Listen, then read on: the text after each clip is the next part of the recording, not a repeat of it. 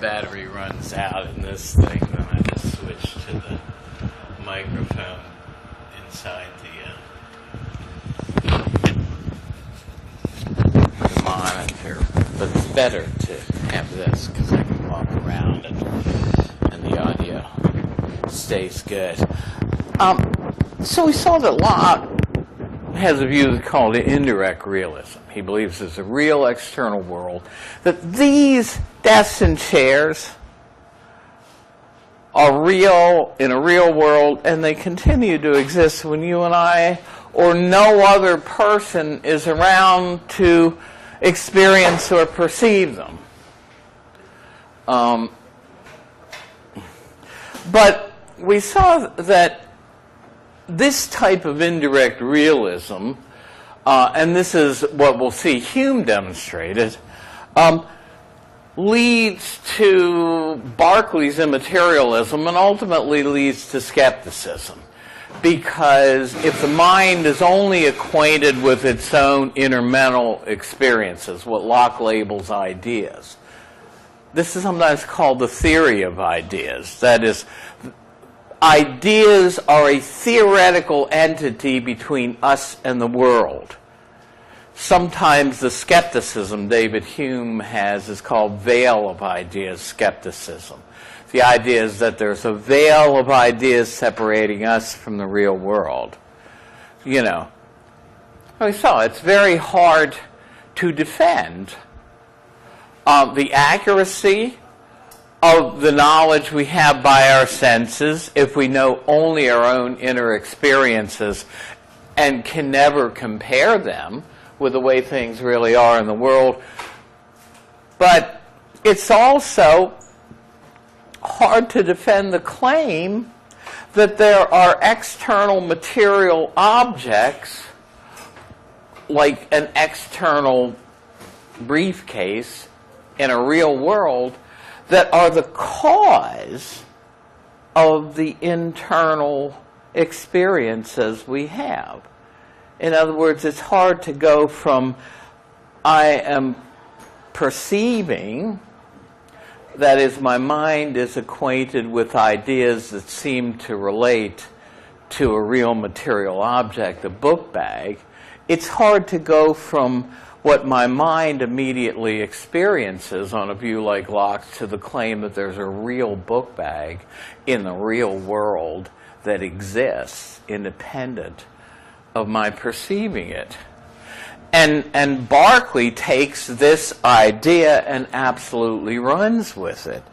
He says, well, you know what? There is no independently existing book bag in the real world. Oh, yes, the things we experience are real. But there only are the sensations and ideas. They don't relate to something that exists out there, whether we perceive it or not. So you say, well, why would Berkeley want to hold a view like that? Well, one is that he knows that indirect realism leads to skepticism. Berkeley claims he's not a skeptic. But he also, as I think I said last time, believes that the belief in a material world that exists independently of perceivers has a tendency to undermine traditional religious faith, traditional Christianity. Why? Because he says, as my mother used to say, if you give them an inch, they take a foot. If you give people the belief that there is an independently existing material world, some people want to go all the way to what we call philosophical materialism, the view that the only thing that exists is matter, a material world. And if the only thing that exists is matter, that undermines faith in an immaterial eternal soul in us. And if God is supposed to be an immaterial spirit, as the Bible says, undermines faith in God, if only matter exists. So he tried to defend Christianity by cutting the legs out from under the stool of the belief in a material world and accepting a view that we call idealism with an L. That's because it pronounces better in English than ideaism. But it's the view that everything that exists is ultimately mental. It's consisting of ideas in minds and minds themselves. Now, I might say, well, how can somebody in their right mind deny the existence of real material desks and chairs in here? Was Berkeley, smoking something or whatever, or on something? No.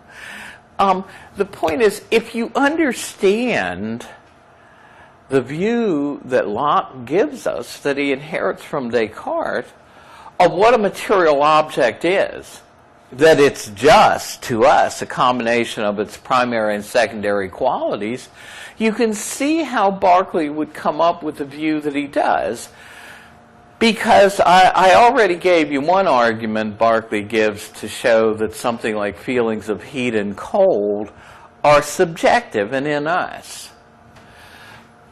What Berkeley's strategy is in a little popular book he wrote called Three Dialogues Between Hylas and Philoneus, what his strategy is to show that the same kinds of arguments can be used for the primary qualities, and to show that they too are subjective and dependent on a mind for their existence, mind dependent. So you can say, well, what is the upshot of that? Well, if a material object to us is nothing more than the combination of its primary and secondary qualities or properties, and Locke, along with Berkeley, have shown that the secondary properties are mind-dependent and mental, and then Berkeley comes along and shows that even the primary properties are mind-dependent, then the whole of what we experience as a material object is nothing but a combination of its primary and secondary properties. And if all of them are mind-dependent, so is the object. And so that's what he does. He says, yes, we have direct knowledge of what we call physical objects, but these objects are nothing more than the perceptions of them. We have direct knowledge of ideas and sensations. So the world of common sense, of objects that we see around us, is really, ultimately for Berkeley, a world of things that are irreducibly mental. No physical objects exist apart from minds. And that becomes the one phrase that signifies everything about Berkeley's philosophy. For Berkeley's philosophy, it has the same place as Descartes' cogito ergo sum has for his philosophy.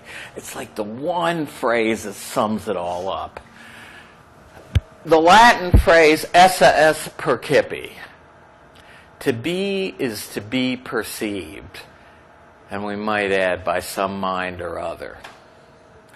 Now, I chose this graphic because I visited the ruins of the Berkeley family home in Ireland. They call it a castle, but that's really kind of elaborating things a little bit. And it's in a scene like this. Beautiful river, rolling farmland and meadows. He grew up in a really beautiful place. But at any rate, here's what Berkeley says. This is a direct quote from a book of his called The Principles of Human Knowledge. He says, "It is indeed an opinion strangely prevailing amongst men," here he means men and women, men in the generic sense, "that houses, mountains, rivers, all sensible objects have an existence distinct from their being perceived by the understanding, by the mind." But then Berkeley goes on to say, but what are the aforementioned objects but the things we perceive by sense? And here is the theory of ideas coming in. He goes on to say, and what do we perceive besides our own ideas and sensations? That's what our mind is immediately acquainted with. And then he goes on to add, is it not plainly repugnant that any of these should exist unperceived? I'm anticipating a slide that's going to come in 2 or 3 slides. But Berkeley sees every quality on an analogy with pain.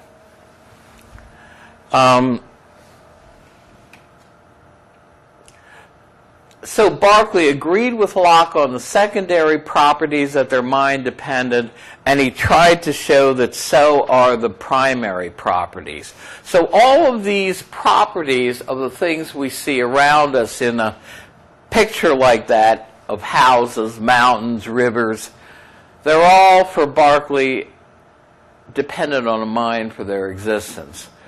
So Berkeley provided similar arguments to show that the primary qualities are also subjective and mind-dependent. Now, if I met you all at the door when you were walking in here and said, you know what, you guys watch out in there. There's a shoulder pain running around in there, and you don't want to get it.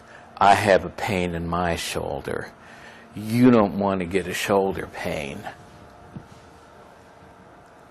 Let's suppose the room is empty and you're the first person to show up. You say, wait a second, run that by me again, Professor Morales. You're saying there's a shoulder pain running around in that room, but there's nobody in the room to feel the pain, to sense the pain? I mean, you look at me like I was from the moon. You say, what do you mean? You can't have a pain existing without a sentient mind to perceive it, without somebody there to be able to feel the pain, right? I have a slight pain in my shoulder today from a stupid thing I did when I was 17, racing Charles Jockle through San Martin Drive. And I wiped out on my motorcycle. Right? So to understand Berkeley and where he's coming here, in that last statement, when he says, what are the objects we perceive, but ideas and sensations, and isn't it repugnant to think that any of them would exist unperceived? Well, he takes all sensations to be like pain.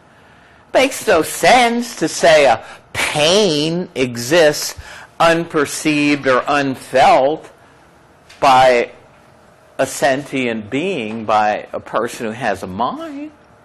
So Berkeley says, just as it makes no sense to say a pain exists though no one's around to perceive it, though no mind is perceiving it, for Berkeley, it also makes no sense to say that about any of the other properties of a thing.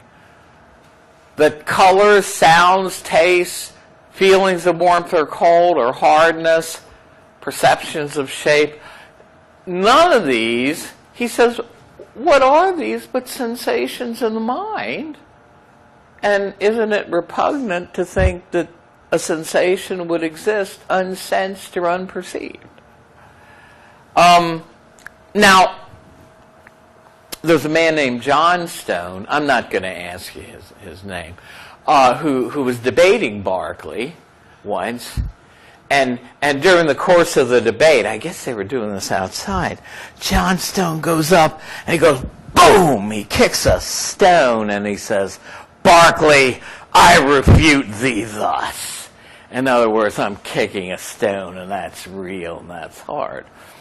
But understand, on a view like Berkeley's, rocks aren't going to be hollow. Rocks are going to be still just as hard as they were before, even if they're ultimately mental, because Berkeley would say, well, what is hardness anyway but a sensation in the mind? So Berkeley is going to say, well, the world of common sense is going to be no different if everything's mental than it is for somebody who believes, like Locke, that there's an independent world of material objects. So, esse percipi, to be, to exist, is to be perceived by some mind or other. So for Berkeley, everything that exists is mental. It consists either of minds, which are immaterial, just like Descartes was arguing, and of the perceptions, the ideas and sensations in minds, which are also mental experiences. Now, Berkeley does make a distinction between ideas that originate with me and what he calls God's ideas. Now, in a view like Berkeley's, see, what he worries about with materialists is they can talk about an independently existing material world and cut God out of the picture because that world is there whether there is a God or there isn't. For Berkeley's view of what exists, God needs to be around to guarantee our perceptions of things in the world.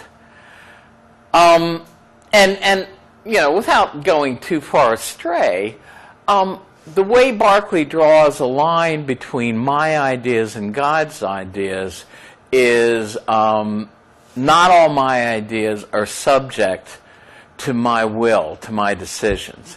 In other words, I can stay here and say, well, I'm going to imagine a horse. I'm going to imagine a brown horse. Now I'm going to imagine a black horse. In other words, you and I can do that, right? We can mentally picture, because like the ideas of things we imagine are subject to our own will. But now, suppose I want to walk forward. I don't have any choice about the fact that I'm going to run into a table and a chair in front of me, that there's a material object in front of me. And so Berkeley says the ideas that are out of the command of our will are ideas directly produced in us by God. You have printed in your textbook a little poem by Ronald Nash, and I don't have the book with me, but I mean, to kind of go by memory, it was one of the famous philosopher Bertrand Russell's students wrote this poem, and Russell thought enough of it that you know, he published it, and it's persistent. You know, there was a young man who said, God must think it exceedingly odd if he sees that the tree continues to be, though there's no one about in the quad. Right? In other words, you could say, what if God saw that the tree's there unperceived? And the answer that's given here is, well, sir, your astonishment's odd. I'm always about in the quad, and that's why the tree will continue to be, since perceived by yours faithfully, God. God is here to perceive these deaths when you and I aren't. Okay? And we're never going to open that door quickly enough to see the desks in the room snapping back into existence. right? That's never going to happen. So this is Berkeley's view, and one of the ways, maybe the main way he argues for this in his little book, Three Dialogues, is to provide similar arguments to those that Locke used to try to show that for Locke's secondary properties are mind-dependent. Now this seems like an odd argument, but remember, in Berkeley's day, they knew what one-celled organisms were. There were microphones, yeah. No, there weren't microphones. There were microscopes around, right? They knew about microbes, germs. They didn't always associate them with disease.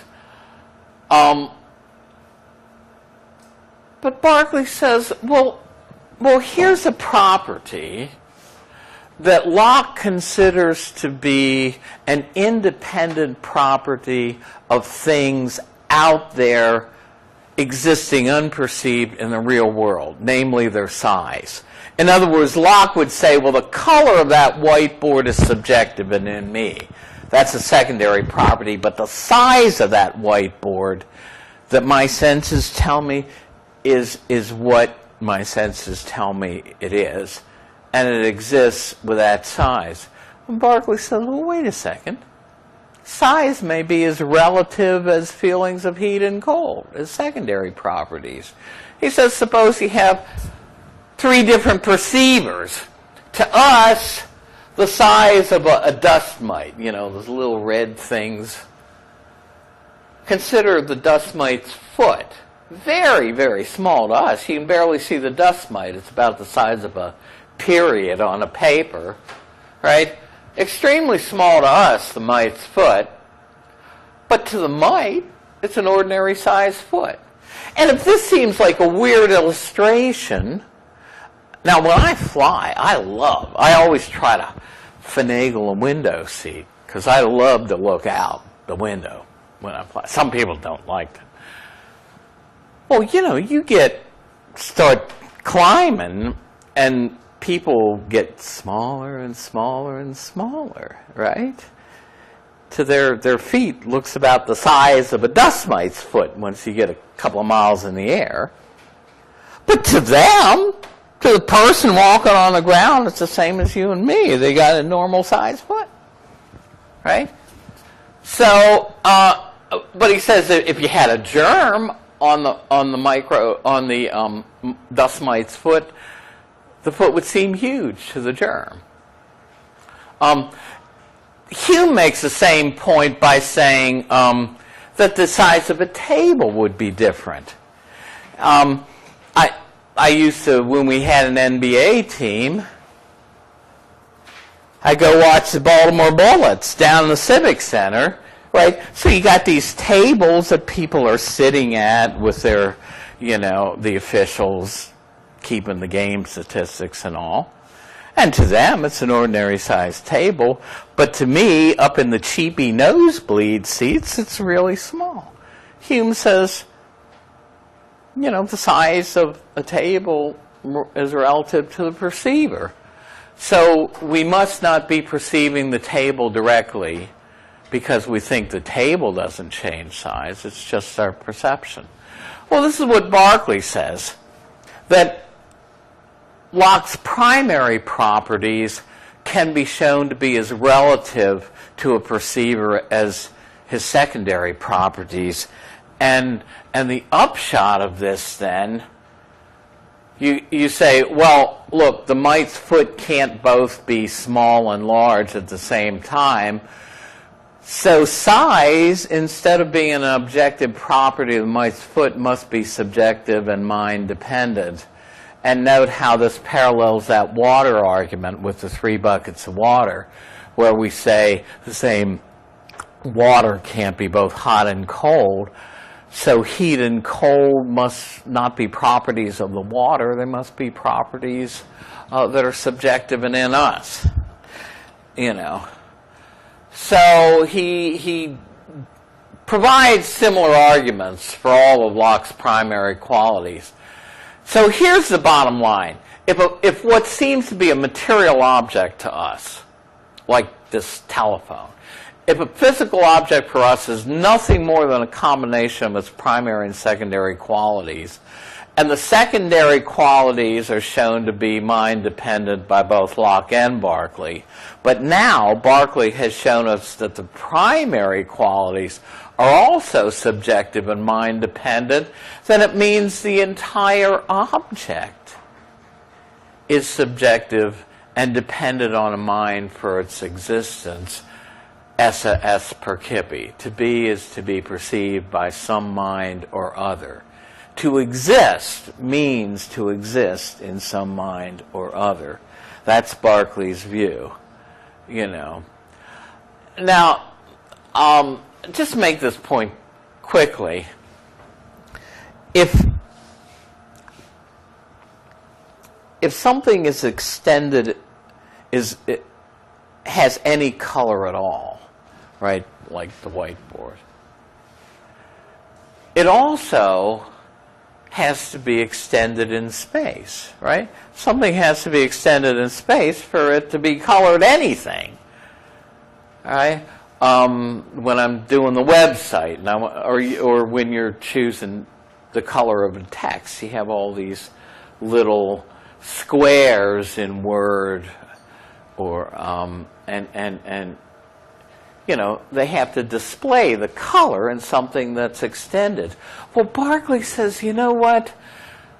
Locke's wrong about making this distinction between primary and secondary qualities. You can't even separate the one from the other in thought. Everything that's colored has to also be extended in space, yet color is supposed to be a secondary property, an extension and location in space, a primary quality or property, and yet they all, you can't think of the one without the other. So Berkeley kind of even challenges this distinction between the two. He says, let anyone try whether he can conceive the extension and motion of a body without all other perceivable properties like color. So he says we can't conceive something extended and move without also thinking of it as having a color. So if color exists only in the mind, so do these other qualities. So Berkeley eliminates the gap that we have in Locke's philosophy between us and the world. The world is exactly as we perceive it to be, but the catch of eliminating the gap is that the world of common sense is ultimately mental. In other words, what for us is a material object is just a conglomeration of mental ideas and sensations for Berkeley. There is no material world. Okay, so Berkeley advocates immaterialism. He argues that his view is the common sense view, but for most of us that is not correct, right? We think there's a real material world out there. Berkeley also argues, it's fun to see him squirm out of the claim that he's a skeptic. Berkeley says, I'm not a skeptic about the existence of the material world. He says, what is a skeptic but somebody who doubts of things? He says, I'm not asking you to doubt whether there's a material world. I'm telling you straight off there is none. You know, I'm making the straightforward claim that there is no material world. I'm not asking you to be skeptical about whether there is one or there isn't. Now, that view is Hume's view, that we ought to be skeptical about the existence of the material world, that we can't defend it philosophically. But for Berkeley, there just is no material world. Now, Hume thought Berkeley's arguments were skeptical. Hume has this famous quote, and I'm not going to ask you this, but he says that Berkeley's arguments are merely skeptical can be seen from this, that they admit of no refutation and produce no conviction, except a sort of momentary impact they have when we first hear them. What is Hume saying? Hume's saying, well, we may not know how to answer Berkeley's arguments, but we're not going to buy them either. I may not know how to answer Berkeley's arguments that there's no such thing as a material world, but I'm not going to buy his conclusion either. And even Hume says he can't buy his own skepticism when he's with his friends, eating dinner and playing backgammon. So David Hume is another empiricist. He takes Locke's category of ideas, and what Locke calls ideas, Hume calls perceptions, the perceptions of the mind. Now again, we're into making fine distinctions, but Hume basically is going to claim as an empiricist that to justify a belief we need to be able to trace our idea of something back to a previous sense impression. So Hume uses perceptions for what Locke called ideas, and he makes a distinction between what the immediate sense impressions we have of something, which he calls impressions, and their copies in the memory and the imagination, which he calls ideas. So Hume is a skeptic. He says we don't have any direct impression and no idea based on an impression of things like material substance as what stands under and support the qualities we perceive in a thing, of a soul or continuous self. Now I'm going to look at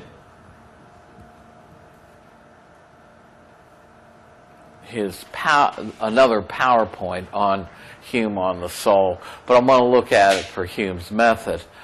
And things like a necessary connection between causes and their effects. He said we should be skeptical about all of these. Now, I'm going to skip over, for right now, the problem of induction. If we have enough time next time, we'll look at this. But I go into more detail in Hume's basic method.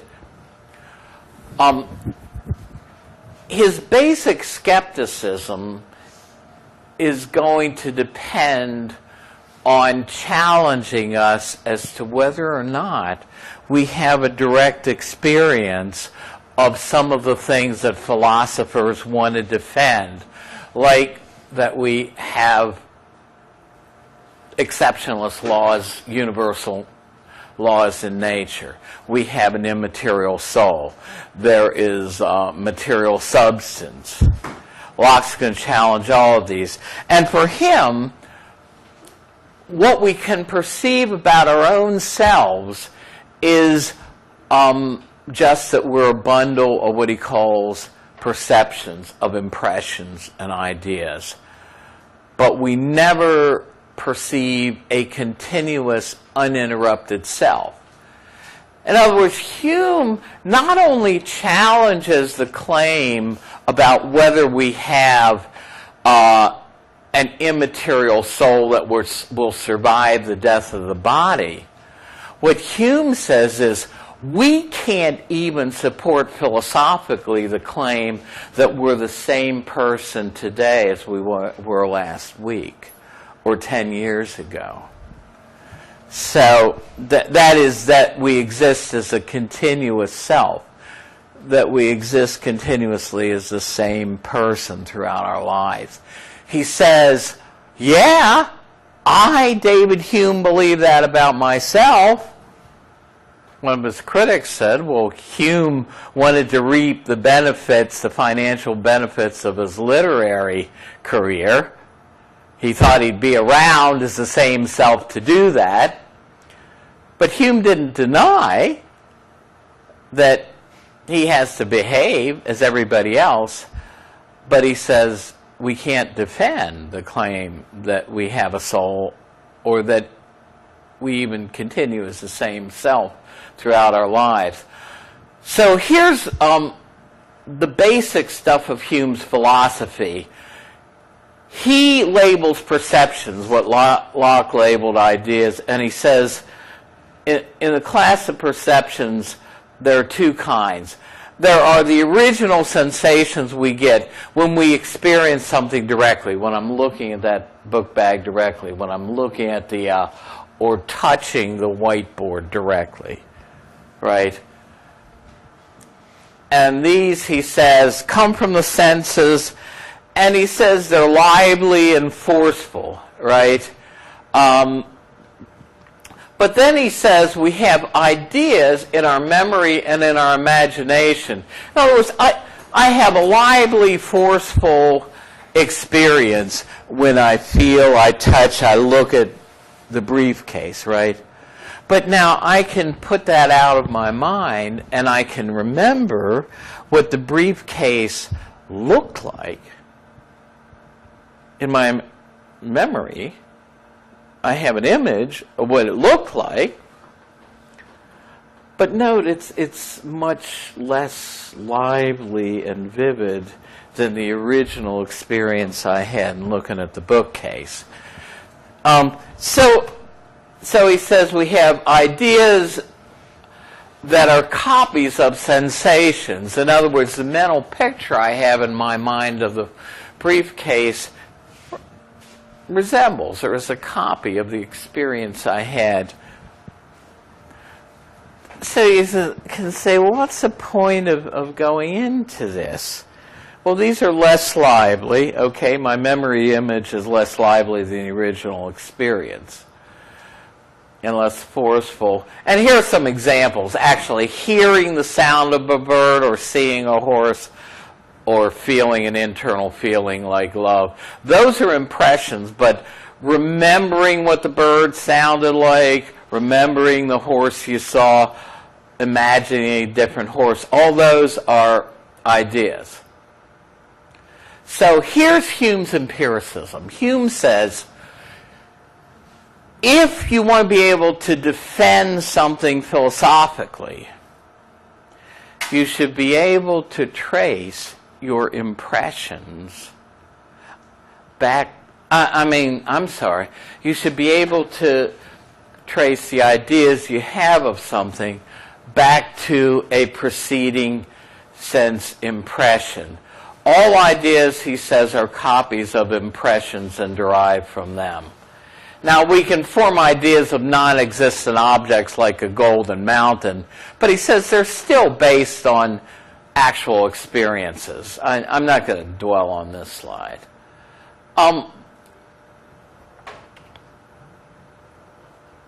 We know what, in other words, if we use a word, in order for it to refer to something that we can defend philosophically, in order for us to know what we mean, if we use a word like yellow, Hume would say we can meaningfully use a concept like the word yellow because the idea that we have in our minds of something being yellow is something we can trace back to a previous sense impression of actually seeing and experiencing the color yellow. So we know what we mean when we use a word like that. Now, so meaningful terms are attached to ideas that we can trace back to a previous impression.